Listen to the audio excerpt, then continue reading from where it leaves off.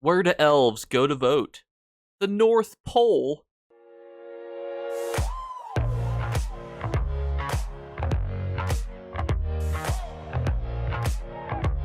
What's going on, YouTube? So today, pretty massive day for the Elder Scrolls Online. We had our look back letter, and I'm going to give you some quick updates from ZeniMax on that as well, because there's been a couple clarifying points that I think will help alleviate some of the concerns that people have. Obviously, there's still a whole bunch of stuff up in the air, whole new content models for ESO. We're also going to still do our Tuesday vendors. But I'm going to put this video into chapters, so if you want to hear what we're updated on from ZeniMax as to seasonal changes, how it's going to go, I'm going to do that at the very beginning of this video, and then we'll do our individual vendors then afterwards. And I do just want to give a quick point, too, that when I released the video, I actually hadn't seen the letter yet. I just had the cliff notes of it, so now we're going to talk a little bit about more specifics. And this one was not directly mentioned in my cliff notes, so we're going to talk about it here, in that they're going to continue to tell great stories. But what I wasn't able to tell you is that they're not only going to continue stories in existing zones, but it sounds like they're going to focus a lot on Dark Brotherhood, Thieves Guild, Fighters Guild, and Mages Guilds, and then splitting a large zone across multiple updates. Now, they said that they're still going to do new zones from time to time, but the goal is not to just add gigantic land masses every so often. And I do think that we don't really need a lot of land masses updated in the game. Being able to see the continuation of a lot of storylines, I think, will go a long way, and it will also allow the team to be freed up. Instead of creating a whole new landmass, they can work on other systems like balancing and fixing bugs or finding the code, doing a whole bunch of other things that are also essential to the long-term longevity of the game, without having to just, develop a brand new landmass for us to go to. When a lot of times there's already plenty of land masses for us to go to. Now, with the seasonal model, they're going to be adding in new seasonal things. Every 3 to 6 months, they might highlight a zone. Let's just pretend that they're going to update, revamp the Mages Guild, increase the quest line to it, yada yada. A lot of people were concerned that then they only had 3 to 6 months to then do those things. They just clarify here, just to clarify around seasonal content, our plans are not to remove any content such as quest stories and new areas like some other games do when a season is over. This is massive. So it's essentially, if they let's just say Mages Guild is the example, they add 10 new quests to it, where you now go to different zones, do different things. Maybe they add another guild line, more things to the Mages Guild line, whatever. You'll be able to do that anytime, even after the event itself is over. And this was a pretty massive change that I think went to put a lot of people's concerns to bed when it came to, hey, am I going to have to do, a bunch of new content all the time to stay up to date for ESO? Because people hear seasonal stuff and they're like thinking of Destiny battle passes, where if you don't do it, then you don't get the item and you miss out on a whole bunch of essential items. And interestingly enough, when I spoke to a couple of the developers back in 2023 at the Vegas event, they specifically noted that Destiny 2's model is not what they wanted to do when it comes to locking content behind different, time periods and different things, and removing content, just because that's always pretty much seen as a negative thing. It never goes well to remove any sort of content from a game. And one final point is, a lot of people were in my comments saying that increasing the overland difficulty is horrible. Never do that. I just want to point out that they're not going to make the mud crabs have like 100k health. That's not what they mean when they're talking about like addressing overland content. It's either doing like limited time incursion style events, where maybe, a random base game zone gets invaded and all the players can go over there and, fight in a trial-esque style boss fight, in an incursion style event.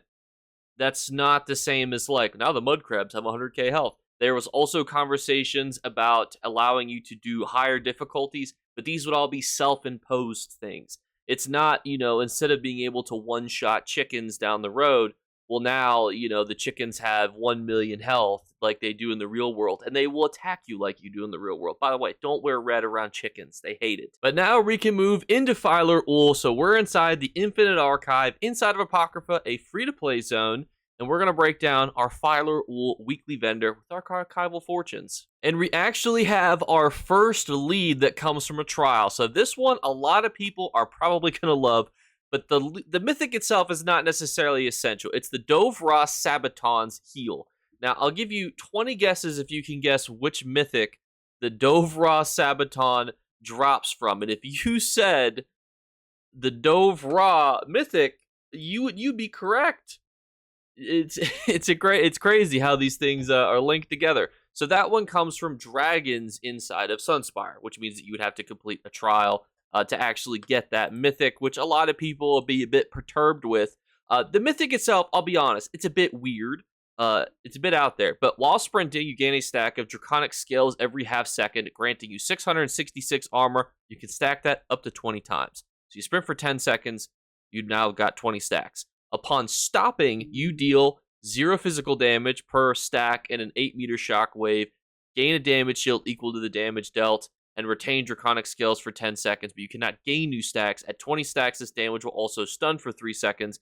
This scales off your physical or spell resistance. So the physical damage also stacks upon how much armor you're getting. Obviously, you don't deal 0 damage. That would be not ideal for any sort of situation. I was notoriously harsh on this mythic about a year ago. Now, a lot of you guys have used it to decent success, so I'm not as harsh on it. I think it's a perfectly serviceable mythic, and you can see realistically the only annoying one that would really perturb you is probably the Sunspire one. You could easily queue into Lair of Marsalok. It will take you a hot minute to get those done, but you can see, other than that, it's not the worst one to get, but it's a pretty dungeon and trial heavy specific mythic, especially because this is really only used for PvP. Next one, there's really no discussion on if you should purchase it with your cold, hard Archival Fortunes, and that's because it just comes from the ground in Blackwood. You can make a Blackwood tapestry with it. We've seen it 100 times.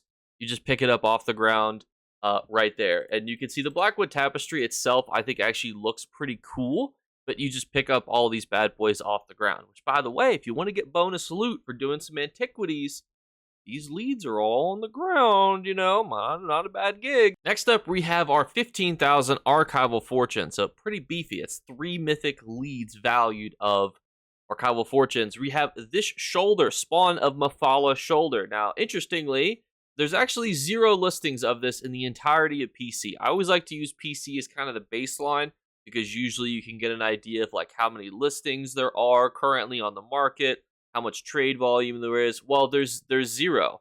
So whether or not you want to buy this may just depend on you, but it kind of has that scaly, it's only on one arm type vibe. A lot of you guys love that. So especially those of you who only grind Archival Fortunes to get these, you'll probably be pretty happy to know this is literally priceless right now. Next up is the Westweld Treasure Maps. Now, Westweld Treasure Maps actually have a decent amount of value to them, but the value is probably a bit misleading because unlike High Isle, for example, there's no ancestral motifs that drop from here, so that's pretty big.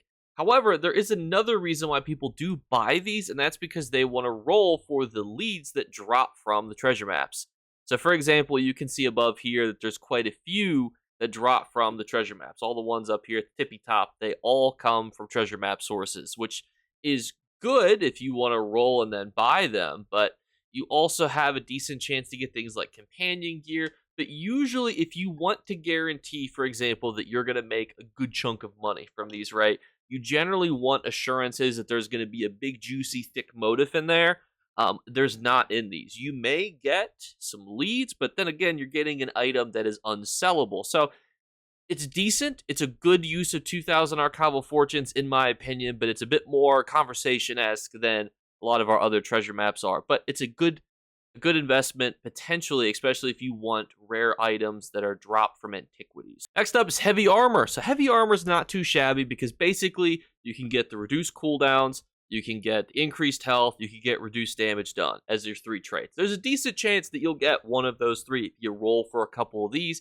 If you don't have any purple companion gear pieces, it's a good one to do. I do suspect that during the New Life event, people might be getting a good chunk, of companion gear around that time period. So maybe if you're like, oh, Jake, I don't have Archival Fortunes. What am I? An Archival Fortunes merchant? You maybe just wait to the New Life event to check the ESO Open Economy, especially because companion gear has been feathering down a little bit now that the companions that are new have been out for a little bit. But overall, that's about what I would say about companion gear. Don't buy this, obviously. It just drops from a delve. And then we have our 2 books.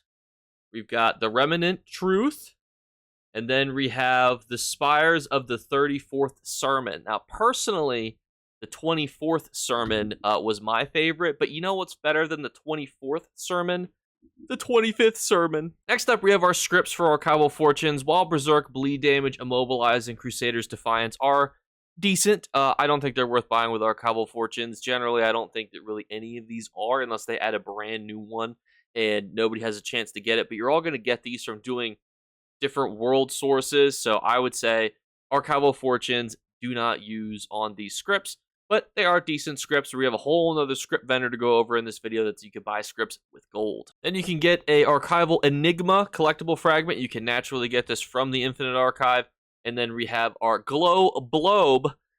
Say Sigil Glow Blobe as fast as possible, just so that way you don't judge me for mispronouncing these words. It comes from a fragment. I believe it comes from Somerset. Somerset, fragments are not worth that much on the market. They're probably worth like 10,000 gold. Just go to the public dungeon and farm the fragment if you want the Glow Blow. Next up, we're inside the Scholarium inside of Ivea. Now, what's nice about this merchant here, when you don't just accidentally jump over him, is that everything at the top, this is a static item. All these grimoires here, you can go buy these bad boys, but these items here are all able to be purchased on a rotational basis. So Interrupt rotates, Poison Damage, and then Knight's Valor all rotate, but Class Mastery always here. So Interrupt, Poison Damage, and Knight's Valor are, I would say Poison Damage and Interrupt are definitely the two ones that I would grab from here. It's just gold. I think it's good to have, especially if you're not doing like World Boss Quest, Daily Cyrodiil Quest, Fighters Guild Quest, etc. These are decent pickups, but if you already do a bunch of daily quest farming, especially because the golden curiosities seem to be very focused on doing quests, probably ones that you're already getting naturally, but a couple thousand gold, generally worth it. And to wrap up on, unfortunately, a long video, sorry about that. I know I try to keep the Tuesday videos a little more concise because they're long. We're inside the Imperial City. Now, you just need to find your Telvar merchant, and they will also have a rotational stock of items. But is it worth it this week? Let's check. And the first one we have is Imperial Physique. Now, these are all PvP sets, and this one is pretty unique. While in the Imperial City, you tap into your Power of the Telvar Stones. You are carrying, increasing your max health, stamina, and magicka by 1032, while you have a 4x Telvar multiplier. This effect is increased by 600%. So basically, what this set does, it encourages you to carry a lot of Telvar on you. It naturally increases your stats inside the Imperial City by 1032. And then that, in fact, will be increased by 600% if you have 4 times the amount of Telvar. This set, however, does not go for very much on the open market. I do think it's a good set. The problem is that it's not a good use of turning your Telvar to gold. You should just buy the gold upgrade material, and then you will be hunky-dory. This is probably like a 9.5 set, though. It's a great set, in my opinion.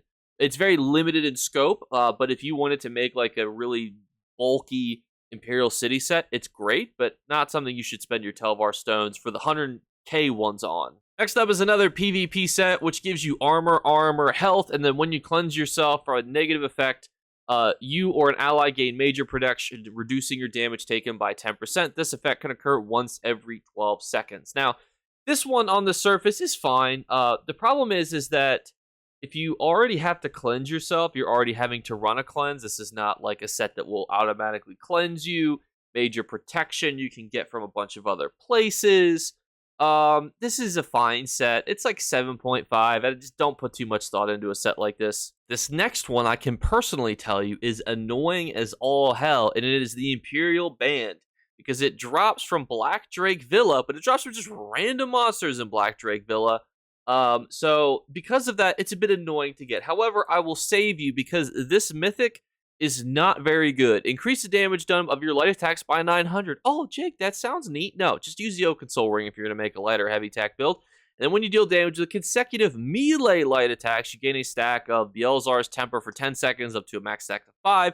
At 5 stacks, you consume that, and after 1 second, you deal 1471 damage to enemies in a straight line and stun them for 3 seconds. So basically, you light attack a few times with melee light attacks, and you shoot a buffalo through somebody and then boom, they're knocked down and they take a little bit of teensy-weensy little damage. That's pretty much what this mythic does. It just doesn't compete with the other ones, unfortunately. Next up is Symbol of Y'Free. Now, this one is interesting because it actually is part of a good mythic. It comes from the Ring of the Wild Hunt.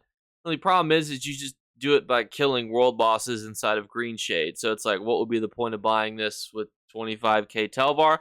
Probably not a lot of purpose. Even if you like to farm Telvar, you probably will get this lead fast enough to where you're like, yeah, I'm not going to waste my Telvar on this lead. Next up is the Rift. Some say the most exciting zone in all of ESO. I would say it's probably a place that you should only go if you're wearing a hazmat suit. That being said, are the treasure maps from there worth 6,000 Telvar? No, unfortunately they are not. We have the ring versions of all of our Telvar items, and then we have the scripts that you can buy with Telvar. Now these are interesting because these will cost more if you don't have the script already. I believe it's twice as much, so this is 20, 30, 30, and then 40,000.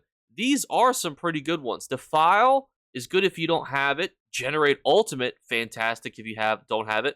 Trauma, and then Gladiator's Tendency is also good, or Tenacity, excuse me, is also good. Is it worth the Telvar? It depends. So if you don't find yourself doing a lot of questing because you just do tons of PvP, so if you're not doing Fighters Guild daily, Mages Guild daily, even Cyrodiil dailies, those types of dailies, maybe you buy these with Telvar. If you're like a fiend that lives in the sewers of the Imperial City, this is worth it to you, but that's probably a small majority of you, but they are good scripts nonetheless. Next up is Fragment of the Weld. I'll give you 5 guesses if you could guess what zone that drops from. And if you guess the group public boss inside of the Westweld zone, you would be correct. All you need to do is head on down to the public dungeon inside of the Westweld zone, complete the group event there, and you'd be able to get this without spending 5,000 Telvar. Sometimes these are worth it because 5,000 Telvar is not a big investment, but it could save you running a trial or a dungeon. But saving yourself from going through a public dungeon is probably not worth 5k Telvar. But, I mean, it's like the equivalent of like 20 to 30,000 gold, which really isn't a whole lot either, but you probably don't have that much Telvar unless you enjoy farming it. But everyone, thank you guys so much again for watching. If you want more further breakdowns, we might just do them naturally as more information is sprinkled to us. But I wanted to hopefully answer all the questions and concerns and things that people have. I don't know a whole lot, but I do know a little bit about, what's to come. So hopefully this has helped answer some of those questions.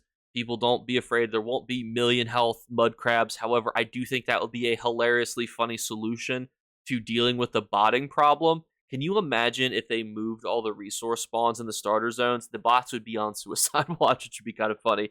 But thank you guys so much again for watching. As always, we're doing our 3 giveaway drawings. All you need to do to enter is leave a comment in the comments below. I'm sure you have a lot of thoughts and opinions about everything going on, so just leave me a comment and you're entered. Second thing is just make sure you subscribe. We have hit 25,000 subscribers, but we are already a third of the way to 26,000 subscribers, which is kind of crazy. Actually, we're like 42% of the way to, 26,000 subscribers, which is crazy. So thank you. And the third thing is look for a hidden word to flash upon the screen. I hide a little word 1 per month. If you're the first person to find that hidden word, you will win. Thank you guys so much again for watching. It's been a great Tuesday, and I'll catch you later. Bye, guys. You better remember to like and subscribe to Jakeclips. Or you should. I might have to pluck your eyes if you don't. Or, better yet, I'll skip rope with your entrails. Do it now. Subscribe. Ta-ta. Off with you.